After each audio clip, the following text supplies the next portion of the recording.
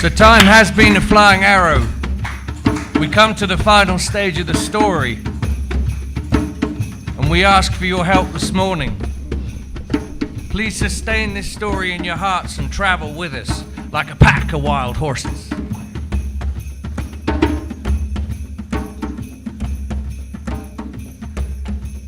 Can we get an amen? Amen. Can we get an amen? Amen.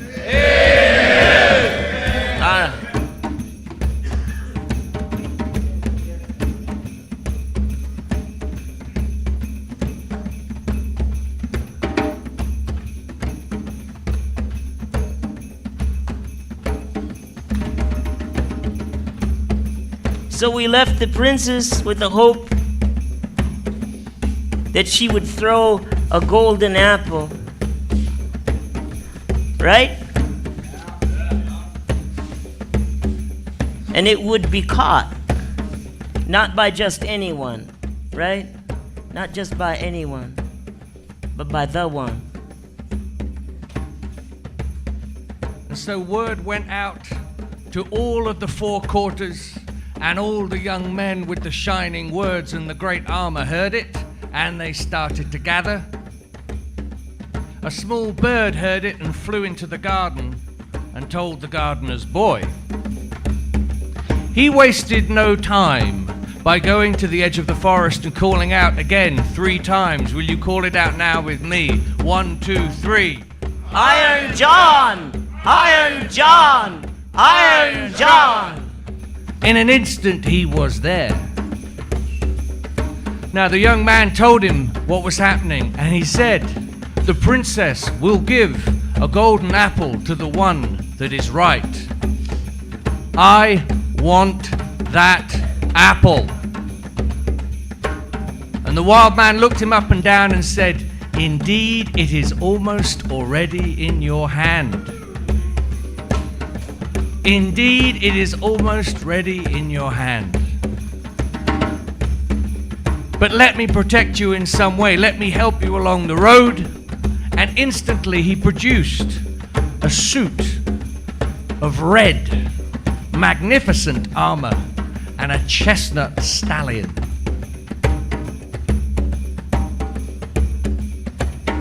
And so the boy was outfitted and accoutred in the manner of a knight, and he rode swiftly back to the field of the contest. And at the very moment that the princess threw the golden apple, he charged in and took it. And then he wheeled his horse around and rode away as swiftly as he possibly could. And the king said, "God damn it! He was supposed to bring that apple to me and be honored. This isn't right." It happened that the festival was 3 days long. So the king, he thought, well, maybe tomorrow this young man will learn some manners, and he will come and I will see who he truly is. Now the next day, from the forest line, the wild man produced another horse and another suit of armor, and this time it was white. He was a shining thing. And again he took himself back to the festival. Again, knights of all persuasions jostled with each other for that great golden ball to fly through the air, and somehow again it was like slicing a hot knife through butter. He was unerring and devastating in his accuracy as he moved through them. He caught the apple for a second time and shot away. Had you been there, you would have seen the king turn a delicate shade of red himself. Again! He called his top men to him, the ones that understood the strategy of battle, and he said, "That little bastard will not shame me a third time. If it happens that he appears in whatever fucking armor he's wearing that day. Chase him, and if needs be, mark him. Don't kill him, but mark him. So this time, the wild man gave him a black horse and black armor. And he was outfitted in courtly fashion as a knight, in the darkest color there is. And all the knights were there expectantly on the field of combat, of contest, waiting for the moment the apple would be thrown. And in came the Black Knight. The apple flew through the air, and where did it land but in the hand of that Black Knight? And he turned. In an instant, he tried to make his way from the field, but this time the king's men were ready for him, and they gave good chase. Maybe they moved through meadows of flowers, maybe they went through deep forest chasing him. The horns were bugling, the sun was bearing down on them, but still he seemed always slightly a pace ahead. But they pursued with great vigor, with the command of their king ringing in their ears.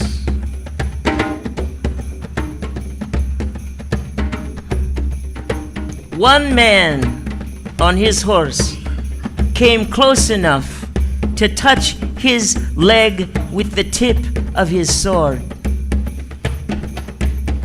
And the black horse leapt high away, knowing how to protect the rider.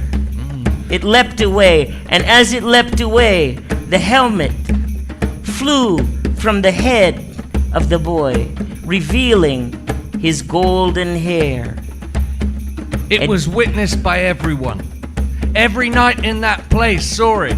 It was as if, as his helmet flew off, the sun itself had come down from the sky, and all were in awe. For a moment their horses stopped in their pace, and he shot off. He shot away and he was free. But they'd seen it. Well, they returned to the kingdom, told the king what had happened, and gave him the information. Both him and the daughter, the princess, were disappointed. But something about the gardener's boy had stayed in the heart of that young woman, the man that brought her wild flowers 3 times. And she got to talking to the gardener himself, and she said, "How is that boy of yours doing? I haven't seen him so much recently." He said, "Well, madam, he was at that big display of yours. He came back, and you know what? He brought back 3 golden apples. Amazing things they were. I couldn't believe they were giving them out. Did they give them at the door? I don't know. 3 great golden apples he was. And we were all shocked." And the king said, and the princess said, "Indeed, indeed." And so she went to her father. She told him the whole thing. And the king said, "Bring that boy to me." This time, his paces towards the king's chamber were assured, but still he kept his hair in his hat or his scarf hidden away. The moment he walked in, the princess walked straight over to him and she pulled that scarf off. And again, finally, his golden hair fell to his shoulders and all were amazed. Yeah. In fact, he was so beautiful that no one could speak for a moment when they saw him. And then the king said, Are you the one? Are you the one that won the golden apples these last 3 days? I am. And to prove it, not only can I show you my apples, I can show you my wound. I can show you my wound. And with that, he revealed the mark on his leg that sword had given him. And not only that, he said, I am also the knight that rescued the day on the field of battle. I am that one. If that is the case, said the king, pulling himself up to his highest position, I owe you a great debt. I owe you more than I could possibly give because you saved this kingdom. Well, the young man looked at him and said, I am the son of a king, and I have more gold than I could ever need. And the king said, well, what possibly could I give you? What would even the score? Well, he gave a long, sweet, straight look at his daughter. And he said, I would suggest you give me your daughter's hand in marriage. That would be a fair trade.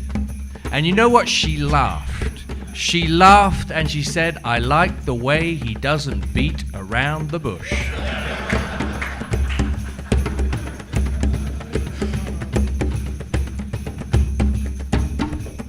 And so it was arranged. A great wedding feast was planned. The greatest musicians in all the world were gathered. The greatest singers, the most exotic foods from all over the world were ordered up. There was a poetry battle, a bardic battle between Pablo Neruda and Rumi. Both were doing well until very late in the day, suddenly Hafez appeared and they fell down with shock, but then swiftly got up again. Joni Mitchell was there, but was singing none of her difficult jazz albums. It was only Court and Spark and Blue, that was it. Johnny Cash ran the Sweat Lodge.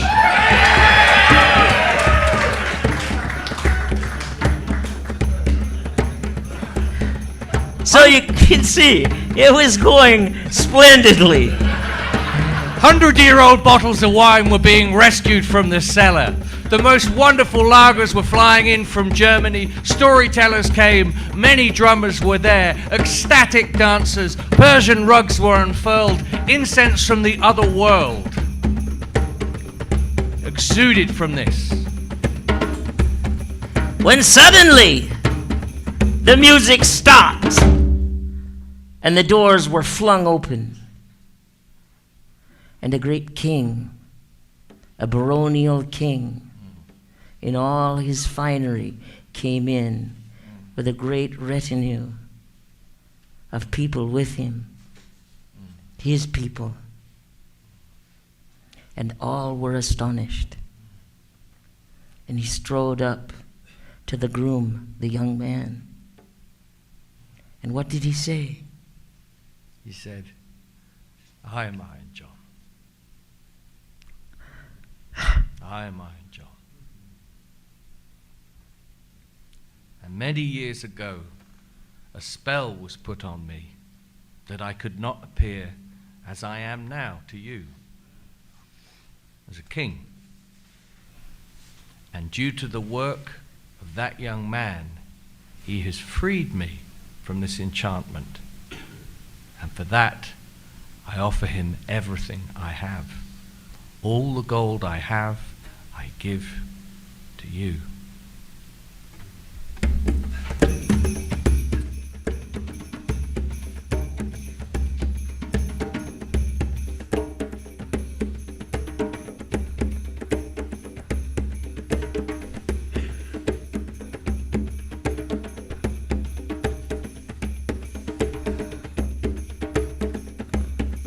Iron John, Iron John, Iron John.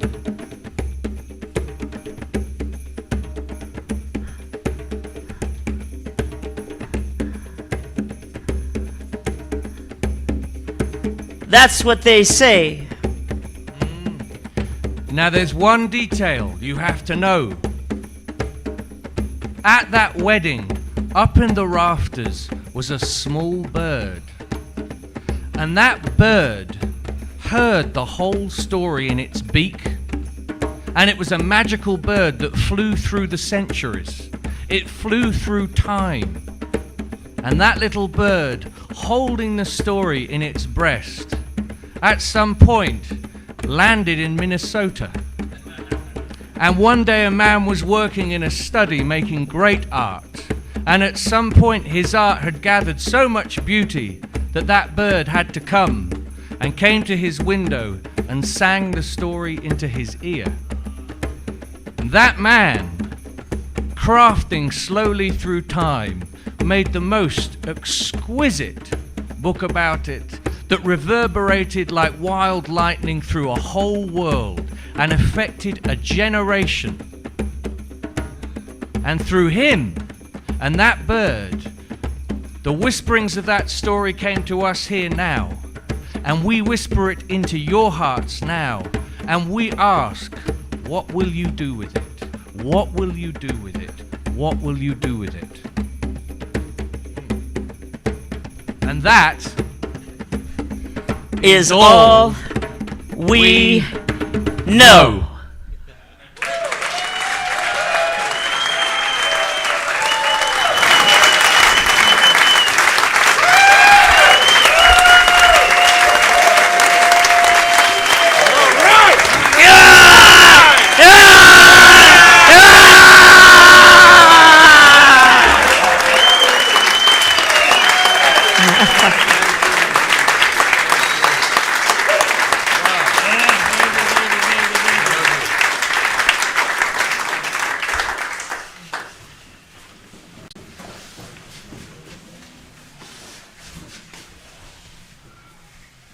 Isn't that the truth? Amen.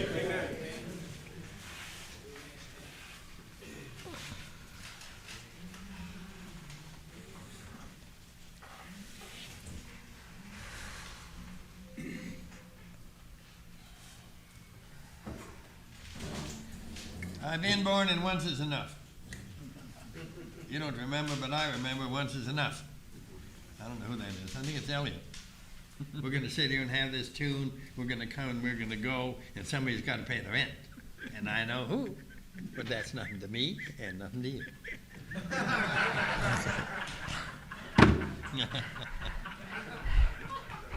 That's the truth. That's the truth. That's the way it is.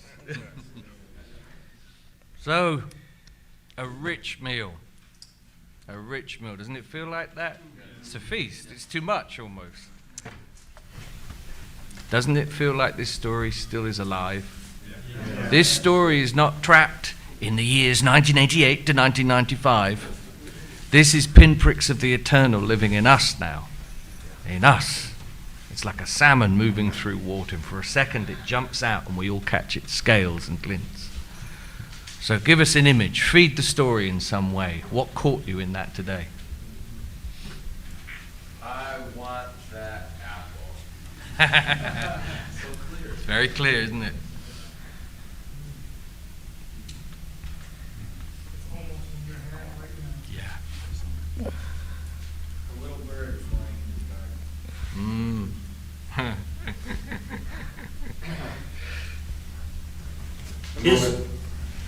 His wound was the real proof of what he had done. His wound was the proof of who he was. Very interesting. The wound happened right at the moment when his hair was revealed. It's true. Mm-hmm. So what does that tell you about a public battle at the right time? I think a lot of men are frightened that if you are ever in a confrontational situation, you will die in the process. As Danny was saying the other day, we sometimes, a dart comes towards us and we see a spear. But there is something for me in what happens where it is a scene of confrontation and a scene of heat, but because he has done the hard initiatory yards that he has, because his interior warriors are developed, it is the right time. There's a big movement in, when you trace initiation through the centuries, between an initiation that weakens a man and an initiation that strengthens a man. And sometimes, and almost inevitably, the strengthening will come through a time of testing. So it's very interesting for me is that it happens in a very public place, but at the right time. Too early, and he would have died in that process. It still wasn't a time of his. Isn't there something about what Orlin was saying about that moment where you feel it and you tell a man something he already knows, like the, and then it's. Oh, I hear you. That moment that opens up. Yeah. Yes. I was just going to say it wasn't the time of his choosing, No. and it never is when the golden hair is revealed.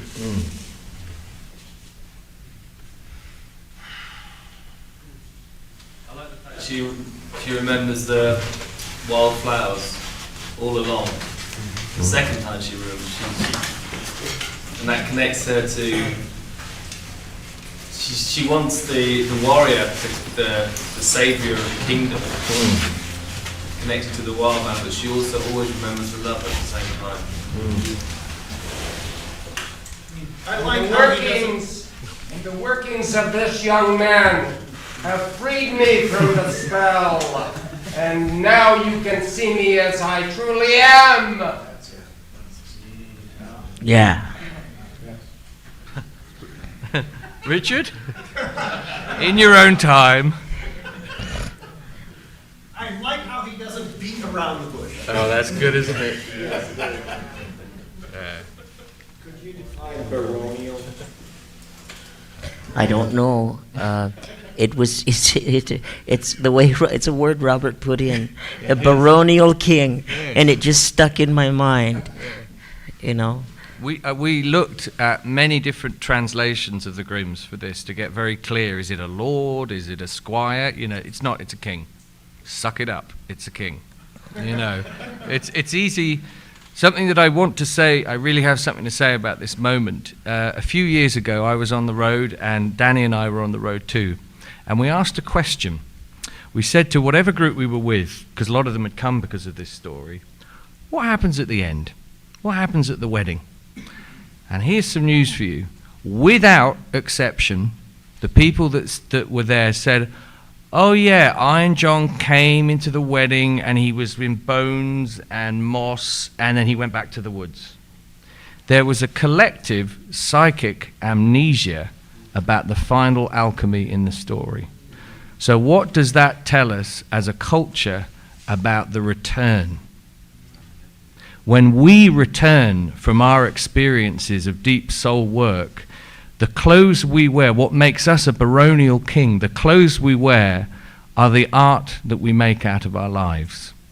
That's what we turn up with, that show the strange pedigree of our beautiful failings. That was all. You can write that down. Pedigree of our beautiful failings. You can write that down. You can take that to the bank. Yeah. But seriously, isn't that astonishing? Without exception, no one was able to absorb the fact, because we're so attached to the image of the wild man in the woods. He's so marginalized. But I always say, don't make a marginal life out of a marginal experience. And the tendency and a question for us is, have we come to the wedding yet? Have we emerged? Are we in our fullness? And that happened to me personally. I reread the book after 15 years last week, and I completely forgot about that detail at the end. Completely. It was a surprise. What does that say about the psyche of the group? I mean, what does that say? What's your feeling about it? What I would say is I think that our association with the king is very ambivalent, and I think our association with the vegetative, wild god of the forest is a lot more uncontaminated. And I think that we recognize a huge need to be reconnected to the forest. And I think one of the successes of the men's work and what came out of this book is the fact that by and large, many people now in the street have a vague understanding of what a rite of passage is. We understand it is a good thing to spend periods of time in the natural world reflecting deeply before going back to your town. However, it's my belief that we still under-equip our men and women for the most dangerous part of the journey, which is the return. It's the return. So I think we feel ambivalent about kingship, and we want in some way to stay in the margins and stay in the forest and be wild and loose forever. But the king is the energy in you that gives your art form and boundaries as well as its wild expression. The thing I was thinking just now is that the lack of the ability to integrate the desperate parts of ourselves, that we focus, or I do, on this one part and stay there and stay there and stay there. The fool part, I'm the fool, and I'm always the fool, and I'm always going to be the fool. The part, you know, the process of integration is what comes to mind, but also the fact that up until I was in my 30s, all I ever saw was a shadow king. And so therefore, the king has to be destroyed or rebelled against or something, because if that's it, then I don't want it. I'd rather be the wild man stuck in the woods forever than that. So this has something to do with Robert's work on the Sibling Society, I think, and the resentment against authority. Because what we have in the culture is we have false authority. We have authority that is not connected to authenticity. Right? You know, you give somebody a flashlight and tell them they're in charge of the parking lot, and all of a sudden they turn into a monster. Because they've never had any authority before. We're starving for authority. Right? And I think that this connection of the authentic side, we could easily see back then that the authenticity was in the front half of the story. We could see that. And we concentrated on that. Stealing the key, bucketing out the pond, tending the pool of the soul. But then getting to the place of the real relationship, the back and forth with Iron John, and getting this transformation to happen. So that's why Martin and I have concentrated on the second half of the story. Here we've amplified it more. That's fair. I know Bob wants to speak, and I'll be there in a second. And here's another extraordinary thing. Think about what he says. This is the initiating deity, okay? This is Iron John, and he says, without the work of the young man, I would not be free. Amazing. Yeah, that's very. Bob. I was thinking about the shadow king you talking about, John, that we've had so many because they've all been so rich and have never experienced poverty. And one thing that struck me the first time I read the book was when Iron John said to the young prince, "You have a head of gold, but you know nothing of poverty." And he had to go learn about that before he could become a great king. I remember Robert commenting on that, and you said, you know everything about the Tibetan Book of the Dead, but nothing about carpentry. It just struck me as you were talking yesterday about like the whole loving somebody how you would want to be loved, and then like loving them how they need to be loved. And it kind of like struck me that the original king, so the boy's father, and like everybody in the kingdom, you know, loved the boy the way they thought a prince should be loved and treated, whereas Iron John loves him the way that he Very good. Very good. That's great. That's great. I guess I agree with your point of the experience of going out into the wild, which is a little bit what being here is for me and perhaps for some of the other men here. And even based on my previous experiences of going on retreat and out into the wild and becoming very much a part of that community for those few days or that week, or, I mean, I can even reference to how I'm feeling now, very in touch and empowered and real, and the importance of finding those tools of going back home, going back to everyday life, and being able to deal with that in a mature way, and knowing that those people in our everyday life, they weren't here with us, and they still expect us to be as we were when we left, and that it's just important, I think, to really work with those tools and how to kind of continue with this energy as we move forward. Thank you. So one thing the story says, I think it reminds us that we cannot negotiate the challenges of the social structure without going to the forest. We have to go call for Iron John, but then we have to come back into the social structure and do our work. We can't just go out and stay there, but we can't pretend that we don't need that anymore, that going to the conference once a year is enough.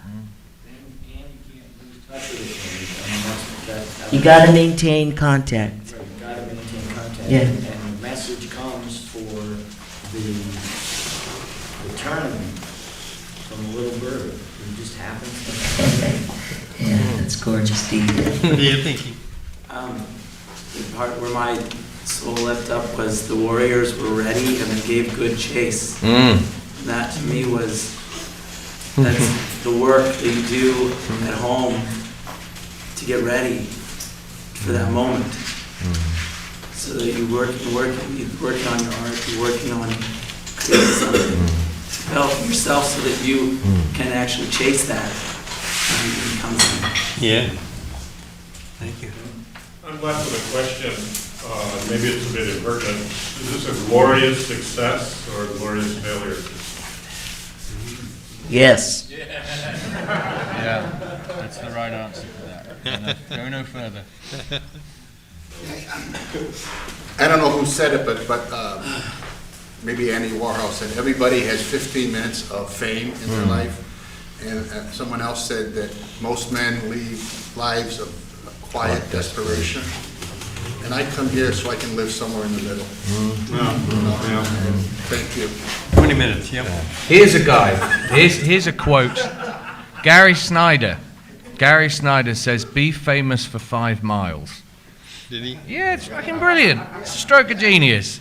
Be famous for 5 miles. You know, and it's in that way that he can do it. It keeps you connected to your ambition and your vitality and also your locality. But I wouldn't want to be famous for 5 miles of the town that I come from. You know, it's kind of grim. But you see where it is. There's some grounding in what he's saying. I was one of the guys that forgot that Iron John comes back as this incredible king. And the moment that was revealed, I was filled with both exhilaration, divine energy, and terror. When he says that all that I have is yours, that is really scary to me. I'm afraid of accepting all of that divine energy and being destroyed by the grandiosity that happened to be before.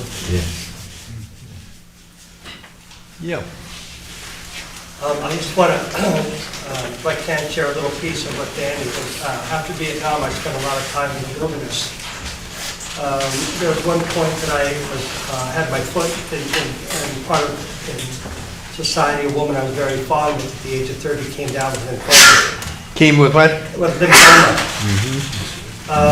And her decision was to go back and live with her mother, which was probably the worst thing she could do. But that's her decision. I went back into the wilderness for a period of time.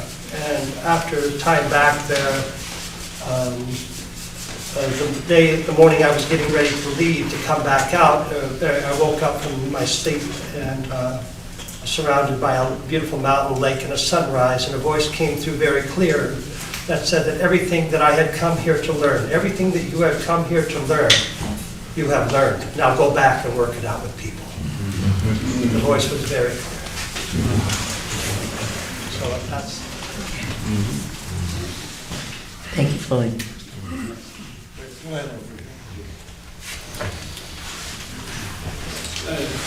Two things that strike me is that when his beauty really was shown, he had to take a wound for that.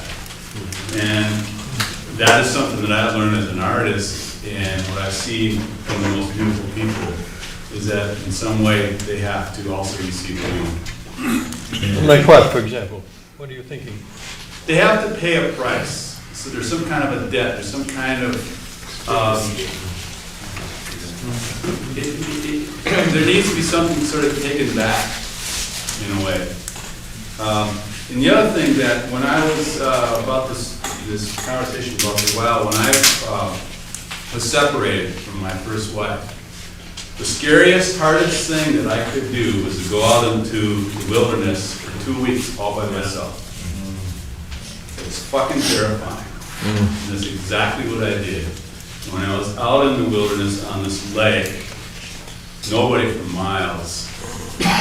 First I felt incredibly lonely, and all of a sudden I felt incredibly loved. And it was like everything was loving me. The stars, the rocks, the water, the tree. And that really hit me. Thank you. Like one story, there was when I was at work and my wife told me that she was pregnant. I rode my motorcycle to work that day, and I'm driving home, and I kind of hit a pigeon or something with my shoulder. So I wasn't hurt, but I pulled over, and it died. And I said, "Oh God, you know, dead pigeon. How's the baby gonna be and everything? You know, it's weird shit." And then, so I wasn't gonna tell anybody. I didn't tell anybody. And it took over a couple of years, I realized that a sacrifice must be made. Well, whether I was willing to make it or not, something was going to be made, and that there was approval in what was happening. And even though I couldn't conduct the ritual, it had been conducted. It was, and everything was fine. So, yeah. There is a price to be paid for art, and so Danny and Martin, thank you for telling the story very much. I said this yesterday, but I found myself like right before Iron John came back and the drumming stops, and I felt like in a good way, like a child seated at like the hearing my grandpa tell me this, just leaning in, and I had forgotten too. But that idea that this story is still alive. Oh God, yeah. And that's real. Thank you again. An image for how a story comes into a room is imagine a hall just lit with candles, not with electric lights, and an animal comes into the hall, and we can only partially see it. And one of you men says, "I saw a tusk," and Danny definitely saw a tail, and Robert saw some flashing teeth, and someone else saw a tongue, and someone else said it looked like an antelope, and someone else said it looked like it was definitely a bear. And between us, this is the oldest form of healing in the world. We see the spirit image, the soul image of this story. But when you have it only in a book, it can't live like that. Rumi says, learn something by heart because on the page it'll die a cold. And I felt very clear at the end of this story, what are you going to do with this? You. We can come here and we can be very animated that the men's work has to continue and that, we all feel great about it. And we all know through habit, as soon as we get back into our lives, the domestic requirements are so overwhelming, we become passive and we sedate. We are not at a period in time where we can afford to do that anymore. Cease from mental fight, nor shall my sword sleep in my hand, till we have built Jerusalem in England's green. leather. That's the spirit. That's it. That's it. Okay, we need to go to break. Okay. One of the parts of the story that struck me was when the crowd was astonished to see him. I think they're astonished to see somebody in their natural state, and it's kind of a sad commentary. I think today that's still happening, that people, the society, were astonished to see somebody in their natural state and the greatness. And as you were saying, like the pull, when I go back into my life, into mediocrity and what's sometimes identified as greatness, was this sort of like celebrity greatness, which is so full of false, shadows and misleading, that it's really important for me to find people who I can really feel are on this path in my day-to-day life. Because that pull is so great to just, and that need for belongingness into a culture that is not necessarily interested in the natural state of greatness. No, that's very important what you're saying. Thank you. How to keep in touch with that. What are you thinking? I want to acknowledge the healing of the story which has hit me, I left my parents' home when I was 17, and I never went back. I didn't leave home fighting or anything like that. But my father came to visit me like 3 or 4 months where I was living, and he brought me a bottle of cognac. He never drink, He brought me a bottle of cognac, and he said, "Here, you need to drink this in order to survive, because there are a lot of mosquitoes, malaria." So he came back a year after, and he brought me a rifle.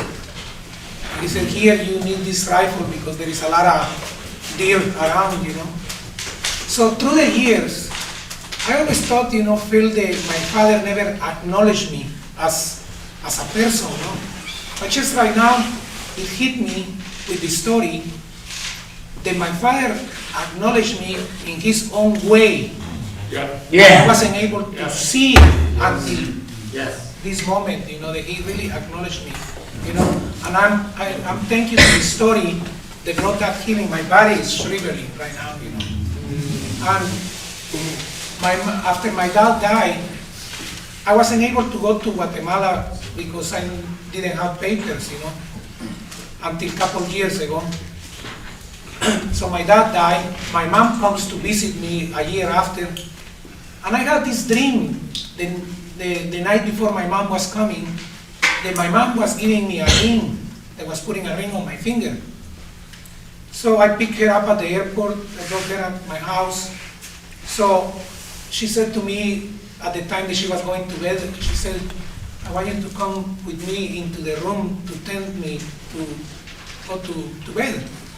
Okay, so she'd sit down by the bed, and she said, "I brought you something." And I said, "I know what you are bringing me." And she said, "Yeah, a ring." Was this ring? I saw this ring since I started becoming aware in the hands of my dad. It was about this big, And when I put my hand, the ring was so small, that fit my middle finger. And at this moment, I feel that I really was acknowledged by my dad. I just didn't know how to see that acknowledgement again until this moment. Thank you to the story and the storytellers for that healing. It nourished my heart. Thank you, Adrian.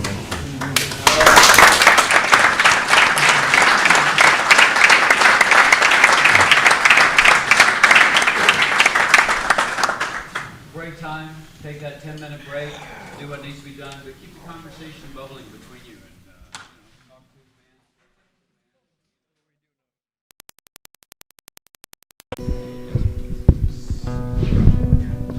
Thanks.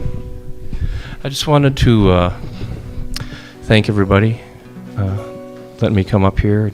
Tim. Yeah, there's nothing you can do. So I just wanted to offer this song, which is one of those songs that tells us to, tell each other we love each other today. Don't wait till tomorrow. So this is called "This May Be the Last Time."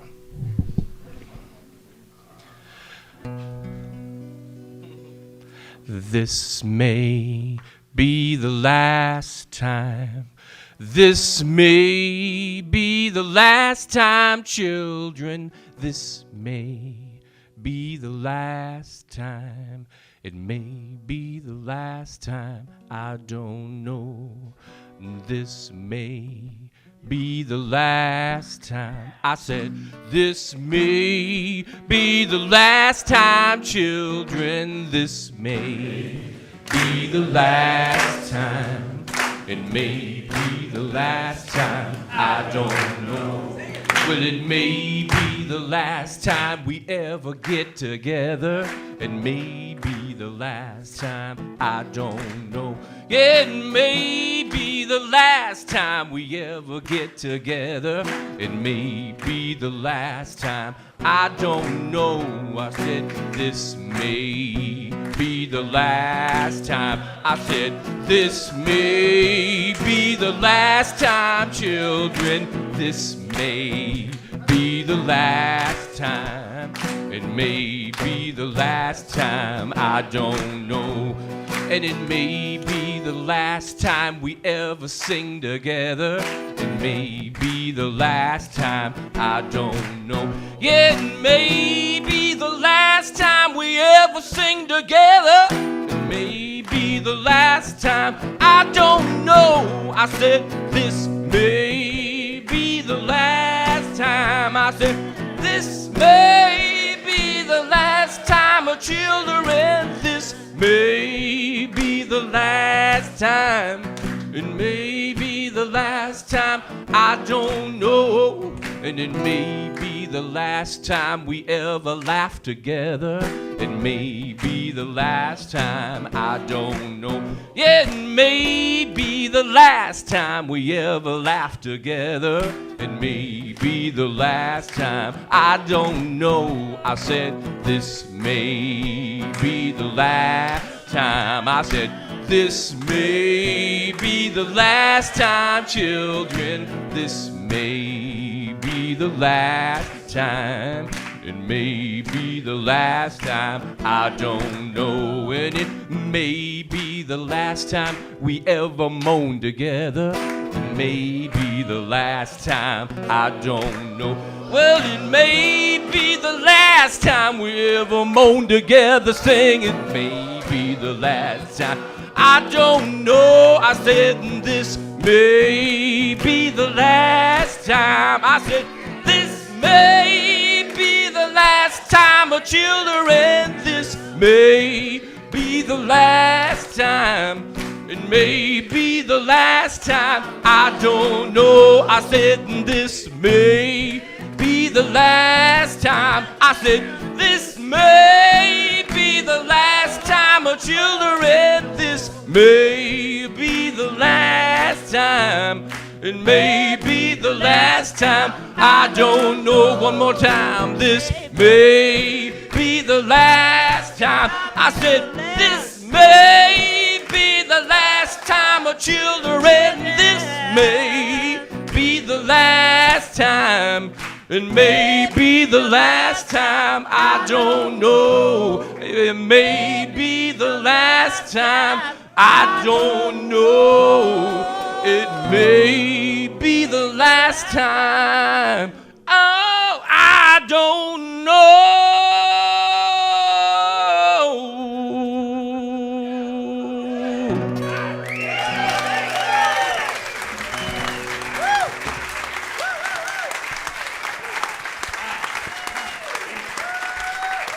Yeah.